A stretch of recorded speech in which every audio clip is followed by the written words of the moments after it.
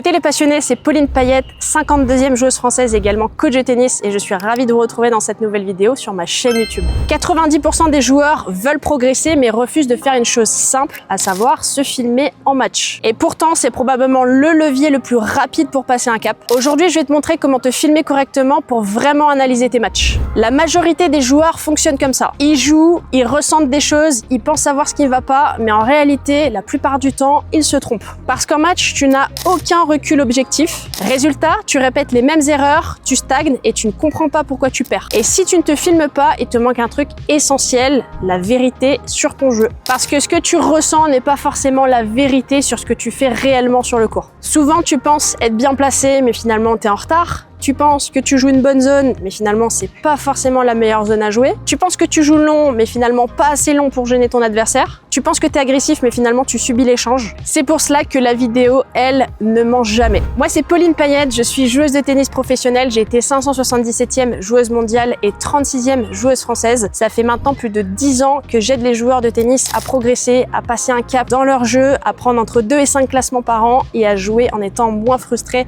sur le court. J'ai accompagné plus de 250 élèves et aujourd'hui, mon quotidien se résume entre les tournois nationaux et le coaching d'élèves passionnés. Allez, maintenant c'est parti, je vais te montrer exactement comment je filme mes matchs et le matériel que j'utilise. Donc là, je filme avec cette caméra parce que sur les tournois CNGT, je n'ai pas le droit de filmer avec mon téléphone, je suis obligée d'avoir une caméra. J'utilise la DJI Osmo Pocket 3 qui est juste géniale parce qu'il me fallait une caméra assez petite qui soit pas trop encombrante pour pouvoir la fixer assez facilement et aussi une caméra avec une bonne autonomie pour pas qu'au bout d'un set, à chaque fois, je doive changer la batterie ou récupérer la caméra. Le but, c'est qu'elle tienne vraiment un match entier. Donc moi, aujourd'hui, je filme en 2,7K. Je filme pas en 4K. Comme ça, je peux durer un peu plus longtemps. Donc le max que j'ai réussi à filmer, c'était un match de 3h20. Il me restait 6% de batterie à la fin, donc ça a tenu 3h20 sans souci. Donc vraiment, super caméra. Donc là, je l'allume. En fonction du type de terrain, s'il y a plus ou moins de recul, je mets toujours le petit grand angle ici, fixé dessus. Et ensuite, là, je me suis bricolé une perche. Donc ça, c'est un monopode avec 3 crans ici pour l'agrandir. Donc en fonction, évidemment,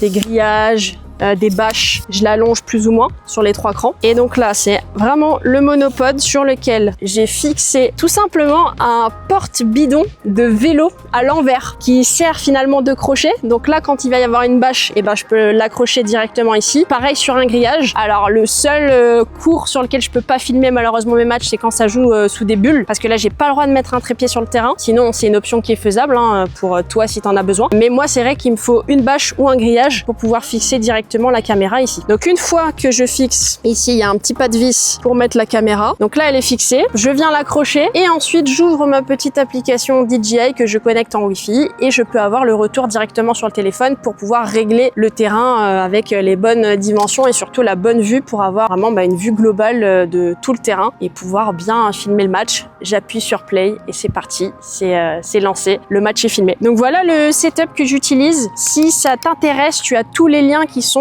dans la description. Tu peux cliquer directement et être redirigé vers tous les différents supports. Donc à savoir la caméra, moi j'ai le pack Creator avec le micro et cette petite poignée batterie vraiment très importante pour filmer. Le monopode ici, la fixation ici pour le porte-bidon. Donc le porte-bidon plus la fixation. Et puis on est pas mal. Voilà mon setup pour filmer un match de tennis correctement, avoir des super retours. Toutes les vidéos que vous voyez sur ma chaîne, que ce soit le défi Pauline versus Men et les vlogs de tournoi, c'est filmé avec ça, donc ça fait vraiment l'affaire. Encore une fois, je t'encourage vraiment à te filmer si tu veux progresser au tennis. C'est hyper important de pouvoir se regarder de l'extérieur et pouvoir analyser un match, quelque chose que tu vis toi de l'intérieur, mais pouvoir le regarder après coup de l'extérieur. Tu vois énormément de choses dont tu ne te rends pas forcément compte quand tu es sur le terrain, quand tu es un peu dans le rouge, dans le stress du match. Donc vraiment, je t'encourage à filmer tes matchs et maintenant tu as un petit setup pour le faire. Pour rappel, tous les liens sont dans la description pour pouvoir acheter tout ce matériel. Merci d'avoir regardé cette vidéo, j'espère qu'elle te sera utile. N'hésite pas à me dire en commentaire si tu te filmes déjà en match, si tu connaissais ce petit setup bricolage maison. Et je te dis à très bientôt dans une prochaine vidéo. À très vite les passionnés.